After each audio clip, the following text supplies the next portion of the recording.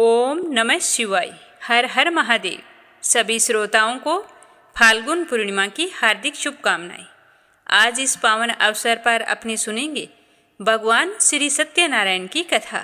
प्रेम भाव से सुनना और ज़्यादा से ज़्यादा दूसरे विष्णु भक्तों में शेयर करना।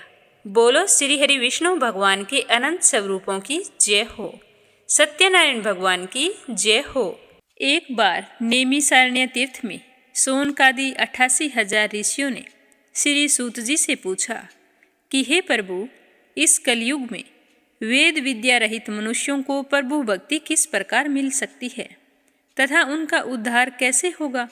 हे मुनि श्रेष्ठ, ऐसा कोई व्रत और तप बतलाइए जिसको करने से थोड़े से समय में ही पुण्य प्राप्त हो जाए और मनोवांछित फल भी मिल जाए।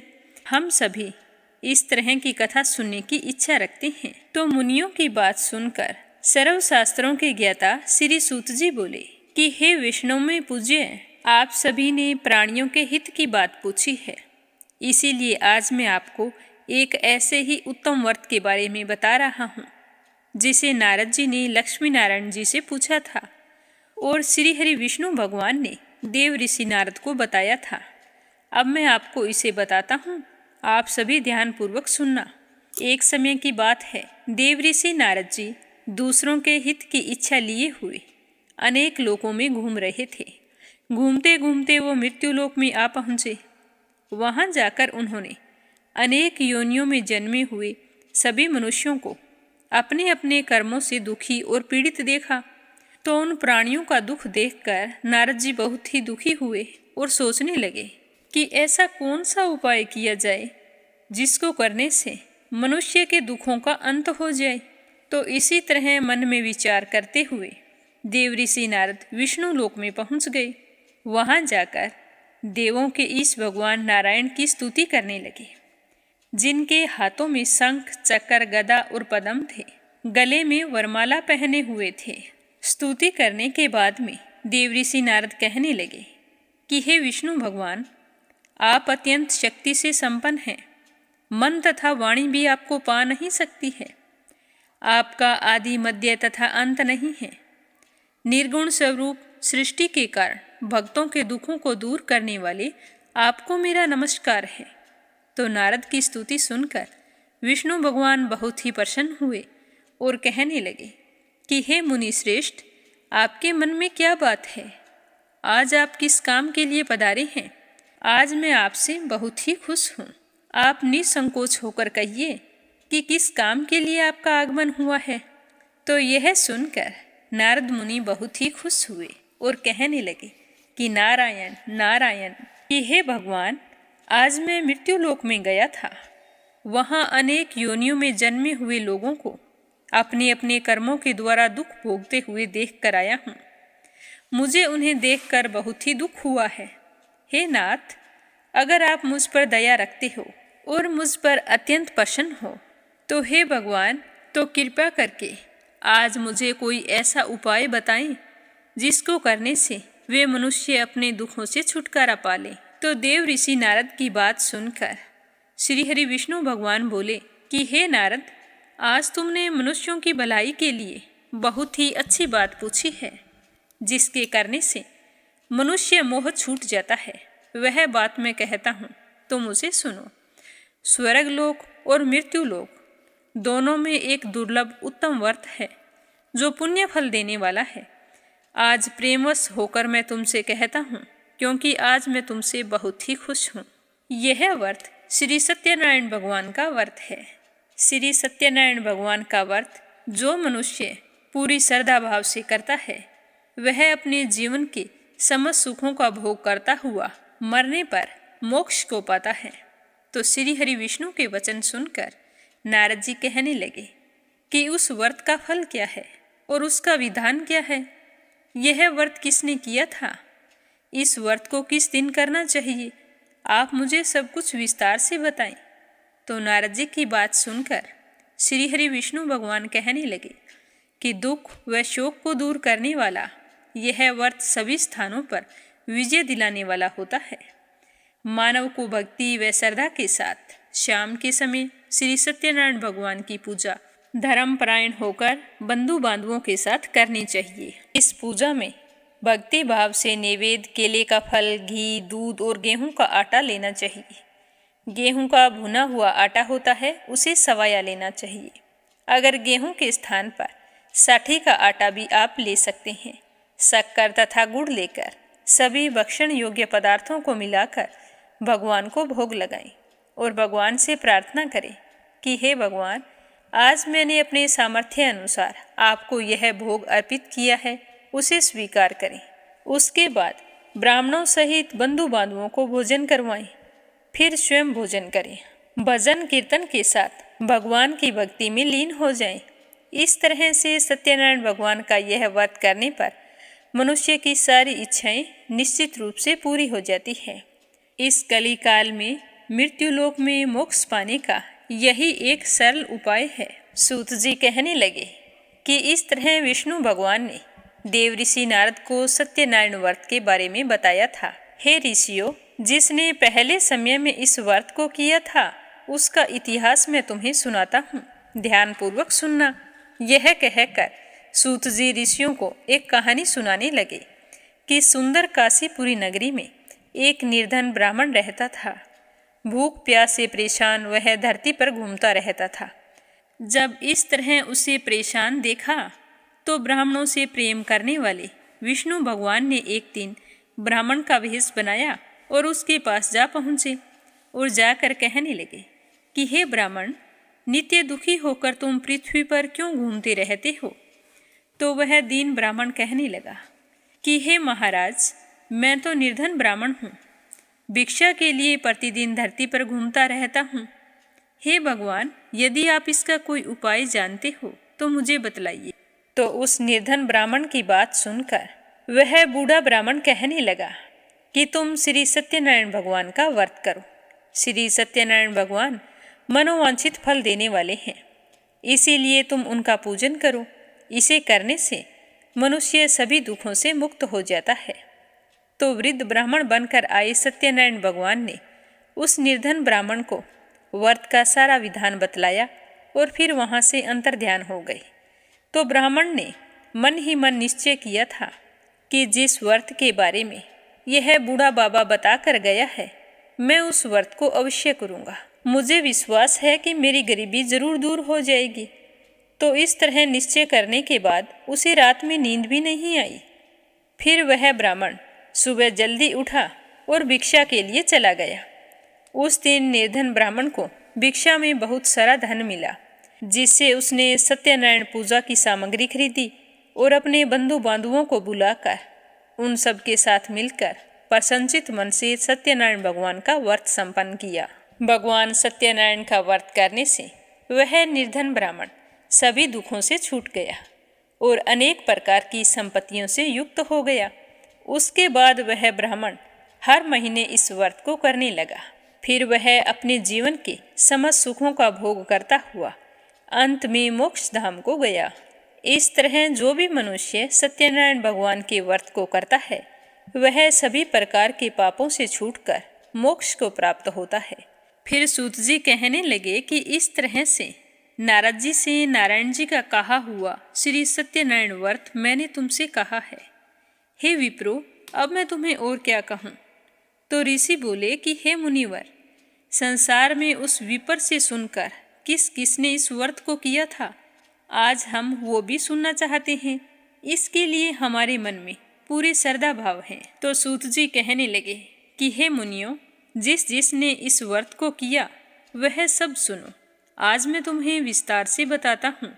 एक समय की बात है कि वही ब्राह्मण जिसने श्री सत्यनारायण भगवान का व्रत करना शुरू किया था, वह धन व ऐश्वर्य के अनुसार अपने बंधु बांधवों के साथ इस व्रत को करने के लिए तैयार हुआ। उसी समय एक लकड़ी बेचने वाला बूढ़ा आदमी वहाँ आया और लकड़ियाँ बाहर रखकर ब्राह्मण के घर में गया। तो प्यास से दुखी वह लकड़हारा उस ब्राह्मण को व्रत करते हुए देखकर हाथ जोड़कर प्रणाम किया और फिर पूछने लगा कि हे ब्राह्मण देवता, आप यह क्या कर रहे हैं? इसके करने से क्या फल मिलता है? तो लकड़हारे की बात सुनकर ब्राह्मण कहने लगा कि यह व्रत सब मनोकामनाओं को पूरा करने वाला श्री सत्यनारायण भगवान का व्रत है। इन्हीं की कृपा से मेरे घर में धन धान्य की प्राप्ति हुई है। इससे पहले मैं बहुत ही गरीब था। इस व्रत के बारे में मुझे एक बूढ़े बाबा ने बताया था, तभी से मैं इस व्रत को कर रहा हूँ। तो वह लकड़हारा कहने लगा कि हे ब्राह्मण देवता, आप मुझे भी इस व्रत की सारी विधि बतलाइए, मैं भी इस व्रत को करना चाहता हूँ। तो लकड़हारे की बात सुनकर उस ब्राह्मण ने लकड़हारे को व्रत की सारी विधि बतला दी।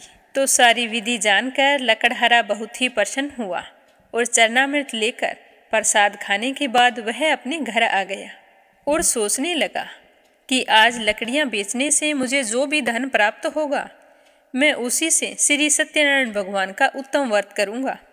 मन में ऐसा विचार करके वह लकड़हारा सिर पर लकड़ियाँ रखकर उस नगर में बेचने चला गया जहाँ पर धनी लोग ज़्यादा रहते थे। तो भगवान की कृपा से उस दिन उसे अपनी लकड़ियों के दाम पहले दिन से 4 गुना अधिक मिले। तो लकड़हारा बहुत ही प्रसन्न हुआ। भगवान का धन्यवाद करता हुआ सत्यनारायण कथा की सामग्री लेकर घर आ गया। घर आकर उसने अपने बंधु बांधवों के साथ विधि विधान से श्री सत्यनारायण भगवान का पूजन और व्रत किया। इस व्रत के प्रभाव से वह बूढ़ा लकड़हारा धन पुत्र आदि से युक्त होकर संसार के समस्त सुखों का भोग करने लगा और अंत में बैकुंठ धाम को चला गया। फिर सूत जी कहने लगे कि हे श्रेष्ठ मुनियों, अब मैं आगे की कथा कहता हूँ। पहले के समय में उल्कामुख नाम का एक बुद्धिमान राजा रहा करता था। वह सत्यवक्ता और जितेंद्रिय था। प्रतिदिन देव स्थानों पर जाता और निर्धनों को धन देकर उनके कष्ट दूर करता था। उनकी पत्नी कमल के समान मुख वाली तथा सती साध्वी थी। भद्रशिला नदी के तट पर उन दोनों ने श्री सत्यनारायण भगवान का व्रत किया। उसी समय साधु नाम का एक वेश्या वहां आया।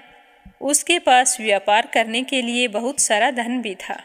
राजा को व्रत करते हुए देखकर वह विनय के साथ पूछने लगा कि हे राजन, भक्ति भाव से पूर्ण होकर आप यह क्या कर रहे हैं? मैं भी सुनने की इच्छा रखता हूँ, कृपया करके मुझे बताइए। तो उसकी बात सुनकर राजा कहने लगे कि हे साधु, अपने बंधु बांधवों के साथ पुत्र आदि की प्राप्ति के लिए महाशक्तिवान श्री सत्यनारायण भगवान का व्रत और पूजन कर रहा हूँ।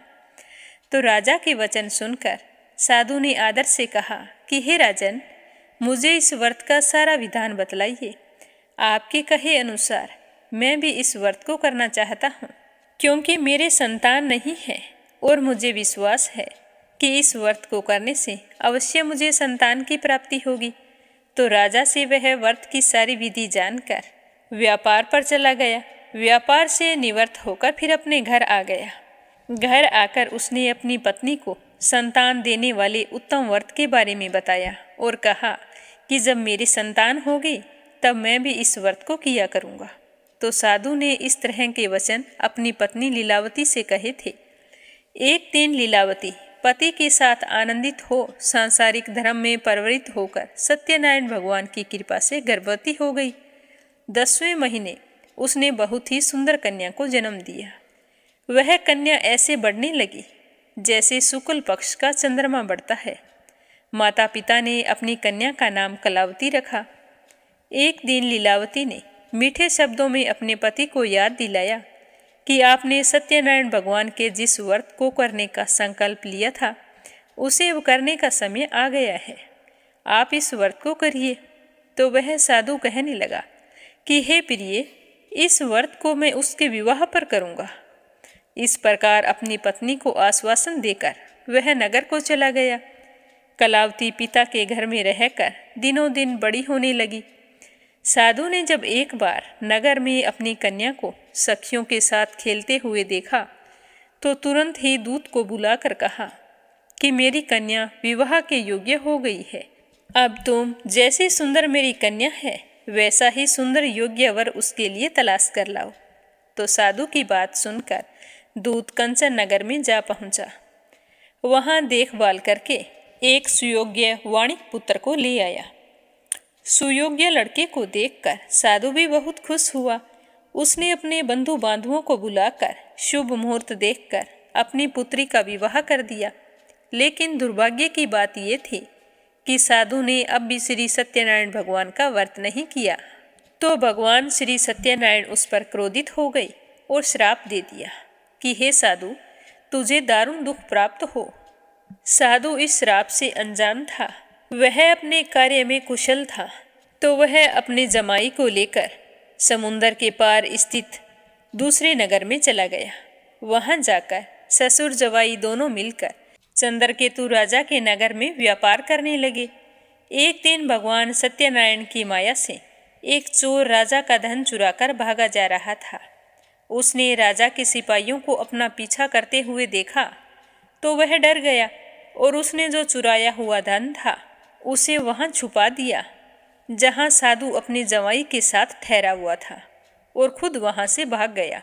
राजा के सिपाही जब वहां पहुंचे और ससुर जवाई के पास वो धन पड़ा हुआ देखा तो उन्होंने समझा कि यह धन इन्हीं ने चुराया है।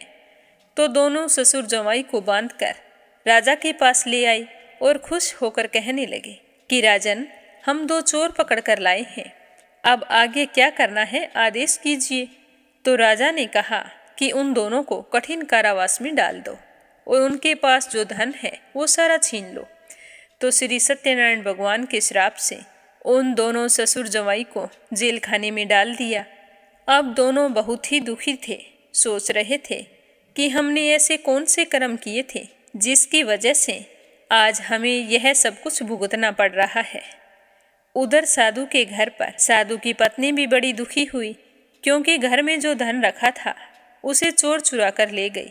शारीरिक तथा मानसिक पीड़ा व भूख प्यास से बेहाल अन्न की चिंता में एक दिन कलावती एक ब्राह्मण के घर गई। वहां उसने श्री सत्यनारायण भगवान का व्रत होते हुए देखा, तो वहीं पर बैठ गई, कथा सुनी और प्रसाद ग्रहण करके रात को घर आई। तो उसकी माँ पीछे चिंतित हो गई कि आज पता नहीं कलावती कहाँ चली गई। तो जब वो घर आई तो उससे पूछा कि हे पुत्री, तुम अब तक कहाँ थी, तेरे मन में क्या है। तो कलावती ने कहा कि हे माता, मेरे मन में कुछ भी नहीं है, मैं तो एक ब्राह्मण के घर गई थी। वहाँ श्री सत्यनारायण भगवान की कथा हो रही थी। उनके घर में सत्यनारायण भगवान का व्रत रखा गया था, तो मैं तो वहीं पर बैठकर कथा सुनने लगी। कथा समाप्त होते ही प्रसाद लेकर सीधे घर आई हूँ। तो कन्या के वचन सुनते ही लीलावती को उसी समय याद आ गया कि उसके पति ने श्री सत्यनारायण भगवान के व्रत का संकल्प किया था और आज तक उस व्रत को नहीं किया है। मुझे लगता है कि यह सब कुछ हमें सत्यनारायण भगवान का दोष लगा है। तो वह उसी समय भगवान के पूजन की तैयारी करने लगी। लीलावती ने अपने परिवार व बंधुओं सहित सत्यनारायण भगवान का पूजन किया और कहा कि हे भगवान, हमारी गलती क्षमा करो। मेरे पति आपके व्रत का संकल्प करके व्रत को करना भूल गए हैं, इसीलिए जाने अनजाने हमसे जो भी भूल हो गई है उन्हें क्षमा करो और वर दो कि मेरे पति और मेरा जवाई शीघ्र ही घर आ जाए। आज से मैं हर महीने आपका व्रत किया करूंगी। तो श्री सत्यनारायण भगवान लीलावती के दीन वचन सुनकर संतुष्ट हो गए और राजा चंद्रकेतु को सपने में दर्शन देकर कहा कि हे राजन, तुम उन दोनों विषयों को छोड़ दो और तुमने उनका जो भी धन लिया है उसे वापस कर दो। अगर तुमने ऐसा नहीं किया तो मैं तुम्हारा धन, राज्य और संतान सब कुछ नष्ट कर दूंगा। तो राजा को यह कहकर भगवान अंतर्ध्यान हो गए। सुबह होते ही राजा को अपने सपने के बारे में याद आई, तो उन्होंने सभा में जाकर अपना सपना सुनाया और फिर कहा कि दोनों वाणिक पुत्रों को कैद से मुक्त करके मेरे पास लाओ। तो राजा की आज्ञा पाकर उन दोनों को सभा में लाया गया। तो दोनों ने आते ही बड़े ही प्रेम पूर्वक राजा को प्रणाम किया। तो राजा भी बड़ी मीठी वाणी में बोला कि हे महानुभावों, भाग्यवश ऐसा कठिन दुख तुम्हें प्राप्त हुआ है, लेकिन अब तुम्हें कोई भय नहीं है। ऐसा कहकर राजा ने उन दोनों को नए नए वस्त्र आभूषण पहनाए और उनसे जितना धन लिया था उससे दुगना धन वापस देकर उन दोनों को कैद से मुक्त कर दिया। तो दोनों ससुर जवाई बहुत ही खुश हुए और अपने घर की ओर चल पड़े। साधु वेश्या ने मंगलाचार करके अपनी यात्रा आरंभ की और अपने नगर की ओर चल दिए। जब वो थोड़ी ही दूर पहुँचे तो श्री सत्यनारायण भगवान भेष बदलकर उनके सामने आ गई और कहने लगे कि हे साधु, तेरी नाव में क्या है? तो यह सुनकर साधु वेश्य अभिमानवश कहने लगा कि हे दंडी, आप क्यों पूछ रहे हो? क्या आपकी धन लेने की इच्छा है? मेरी तो नाव में बेल और पत्ते भरे हुए हैं। तो वेश्य के कठोर वचन सुनकर भगवान कहने लगे कि तुम्हारा वचन सत्य हो। तो भगवान ऐसे वचन कहकर वहाँ से दूर चले गए और थोड़ी ही दूर जाकर समुद्र के किनारे बैठ गए। दंडी के भेष में आए भगवान के चले जाने के बाद में साधु वेश्य ने नित्य क्रिया करने के पश्चात जब अपनी नाव की तरफ देखा तो नाव तो ऊंचे उठी हुई थी, तो उसे बड़ी ही हैरानी हुई। सोचने लगा कि नाव इतनी हल्की कैसे हो गई। जल्दी से नाव के पास आकर देखा तो नाव में तो सचमुच बेल और पत्ते भरे हुए थे, तो वह तो मूर्छित होकर जमीन पर गिर गया। थोड़ी देर बाद मूर्छा खुली तो वह अत्यंत शोक प्रकट करने लगा। तब उसका दामाद कहने लगा कि पिताजी, आप शोक न करें, यह तो दंडी का श्राप है। आपने अभिमानवश उनसे यही कहा था और उन्होंने तुम्हें कहा था कि तुम्हारे वचन सत्य हो, तो जैसा आपने कहा था वैसा ही हो गया। यह तो दंडी का श्राप है, इसीलिए हमें उनकी शरण में जाना चाहिए, तभी हमारी मनोकामना पूरी होगी। तो अपने दामाद की बात सुनकर दोनों ससुर जवाई दंडी के पास पहुँचे और वहाँ जाकर साधु वेश्य अत्यंत भक्ति भाव से नमस्कार करके कहने लगा कि मैंने आपसे जो असत्य वचन कहे थे उनके लिए मुझे क्षमा कर दे। ऐसा कहकर महान शोकातुर होकर जोर जोर से रोने लगे। तब दंडी भगवान बोले कि हे वाणिक पुत्र, मेरी आज्ञा से बार बार तुम्हें दुख प्राप्त हो रहा है। तू मेरी पूजा से विमुख हुआ है, तभी तो तुझे इतने कष्ट झेलने पड़ रहे हैं। तो साधु वेश्य कहने लगा कि हे भगवान, आपकी माया से ब्रह्मा आदि देवता भी आपके रूप को नहीं जान सकते, तब मैं अज्ञानी कैसे जान सकता हूँ। आप प्रसन्न होइए, अब मैं सामर्थ्य के अनुसार आपकी पूजा करूँगा। आप मेरी रक्षा करो और पहले के समान मेरी नौका में धन भर दो। तो साधु वेश्य के भक्तिपूर्वक वचन सुनकर भगवान प्रसन्न हुए और उसकी इच्छा अनुसार वरदान देकर अंतर्ध्यान हो गए। जब ससुर जवाई नाव के पास आए तो देखा कि नाव तो धन से परिपूर्ण थी। तो फिर वहीं पर साधु वेश्य अन्य साथियों के साथ सत्यनारायण भगवान की पूजा करने लगे। श्रद्धा भाव से पूजा की, प्रसाद बांटा और फिर अपने नगर को चल दिए। जब नगर के नज़दीक पहुँचे तो दूतों को अपने घर पर खबर करने के लिए भेज दिया। साधु वेश्य की आज्ञा पाकर दूत उनके घर गया और वहां जाकर उनकी पत्नी को प्रणाम करके कहा कि मालिक अपने दामाद सहित नगर के निकट आ गए हैं। तो दूत की बात सुनकर साधु की पत्नी लीलावती बहुत ही खुश हुई और हर्ष के साथ सत्यनारायण भगवान का पूजन किया। फिर अपनी पुत्री कलावती से कहा कि हे पुत्री, मैं अपने पति के दर्शन को जाती हूँ, तुम भी कार्य पूर्ण करके और पूजा पाठ करके आ जाना। तो माता के ऐसे वचन सुनकर कलावती तो बहुत ही खुश हुई और जल्दी जल्दी में प्रसाद को छोड़कर अपने पति से मिलने के लिए चली गई। तो प्रसाद की अवज्ञा के कारण श्री सत्यनारायण भगवान रुष्ट हो गए और नाव सहित उसके पति को पानी में डुबो दिया। जब कलावती वहां पर पहुंची पर उसे अपना पति दिखाई नहीं दिया तो वह बहुत ही दुखी हुई और रोती हुई जमीन पर गिर पड़ी। नौका को डूबा हुआ और कन्या को रोता हुआ देखकर साधु दुखी होकर कहने लगा कि हे प्रभु, मुझसे तथा मेरे परिवार से जो भी भूल हुई है उसे क्षमा करें। तो साधु के दीन वचन सुनकर श्री सत्यनारायण भगवान प्रसन्न हो गए और उसी समय आकाशवाणी हुई कि हे साधु, तेरी कन्या मेरे प्रसाद को छोड़कर आई है, इसीलिए उसका पति अदृश्य हुआ है। यदि वह घर जाकर प्रसाद खाकर लौटती है तो इसे इसका पति अवश्य मिलेगा। ऐसी आकाशवाणी सुनकर कलावती घर पहुंचकर प्रसाद ग्रहण करती है और फिर वापस आकर अपने पति के दर्शन करती है। उसके बाद साधु अपने बंधु बांधुओं सहित श्री सत्यनारायण भगवान का विधि विधान से पूजन करता है और हर महीने श्री सत्यनारायण भगवान का व्रत रखने लगता है। तो इस व्रत के प्रभाव से इस लोक के समस्त सुखों का भोग करता हुआ अंत में स्वर्ग लोक को जाता है। बोलो श्री सत्यनारायण भगवान की जय हो। बोलो विष्णु भगवान की जय हो। फिर सूत जी कहने लगे कि हे ऋषियों, मैं एक और भी कथा तुम्हें सुनाता हूँ, उसे भी ध्यानपूर्वक सुनना। प्रजा पालन में लीन तुंग ध्वज नाम का एक राजा था। उसने भी भगवान का प्रसाद त्याग कर बहुत ही दुख पाया था। एक बार वह वन में गया था। वन्य पशुओं को मारकर विश्राम करने के लिए बड़ के पेड़ के नीचे आया। तब वहां उसने ग्वालों को भक्ति भाव से अपने बंधुओं सहित सत्यनारायण भगवान का पूजन करते हुए देखा। अभिमानवश राजा ने उन्हें देखकर भी अनदेखा कर दिया, पूजा स्थान पर नहीं गया और एक ओर खड़ा रहा। ग्वालों ने श्रद्धा भाव से पूजा पाठ समाप्त की और फिर राजा के पास आई। राजा को प्रणाम करके उन्हें प्रसाद देने लगे, तो राजा ने प्रसाद लेने से मना कर दिया। प्रसाद को त्याग कर राजा अपने नगर की ओर लौट आई, तो नगर में देखा कि वहाँ सब कुछ नष्ट हो गया है।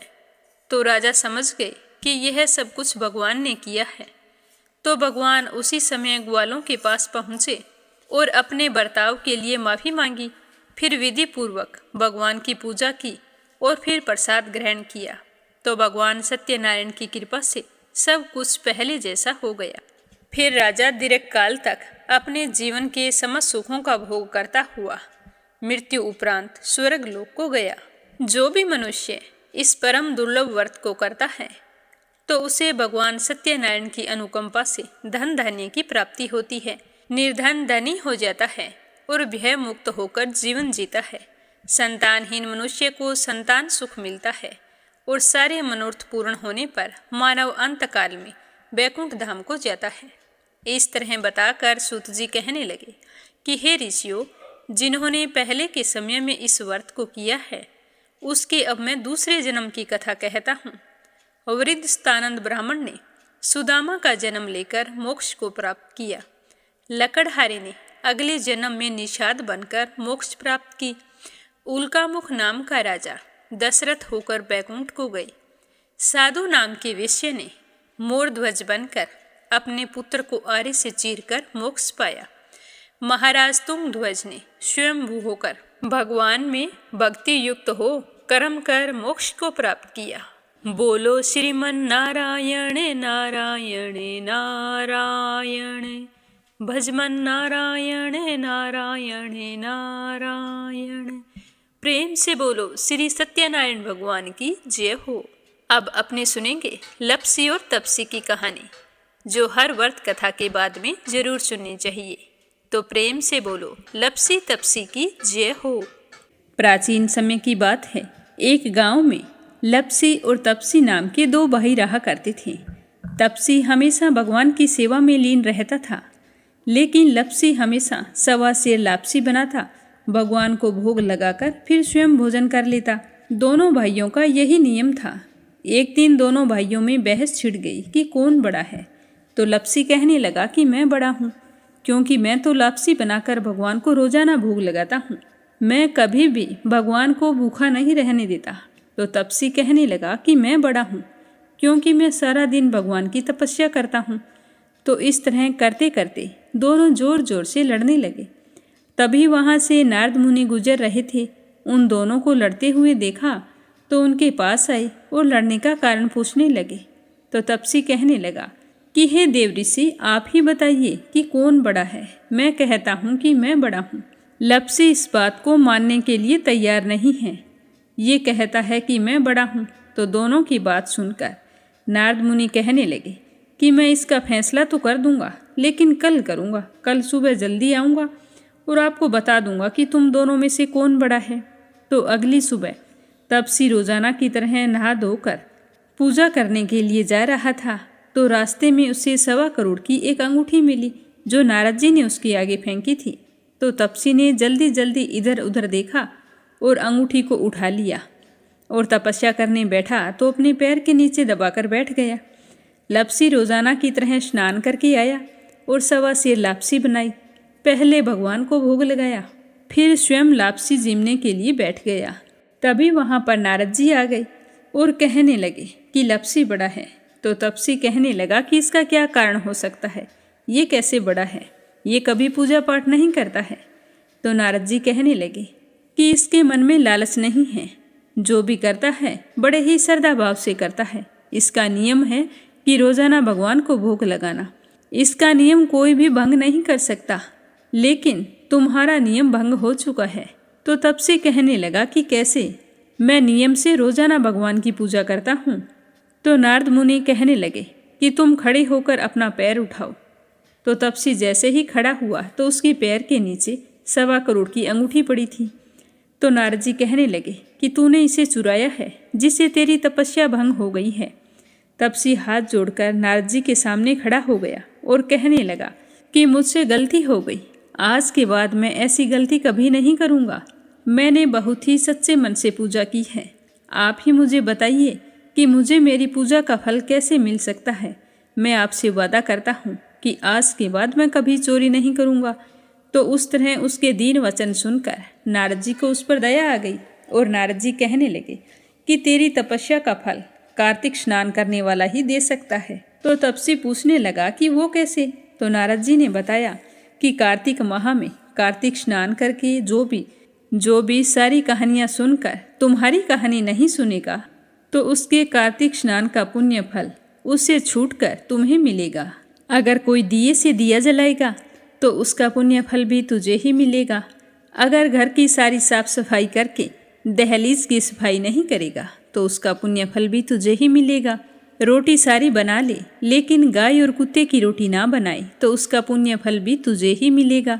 और घर पर बहन सुवासिनी आने पर उसे सूट साड़ी तीवल जो कुछ भी देते हैं, भेंट स्वरूप अगर कुछ पैसे नहीं देंगे तो उसका पुण्य फल भी तुझे ही मिलेगा। तो इस तरह नारद जी ने तपसी को पुण्य प्राप्ति का मार्ग बताया, जिसे सुनकर तपसी बहुत ही प्रसन्न हुआ और भगवान की पूजा में लीन हो गया।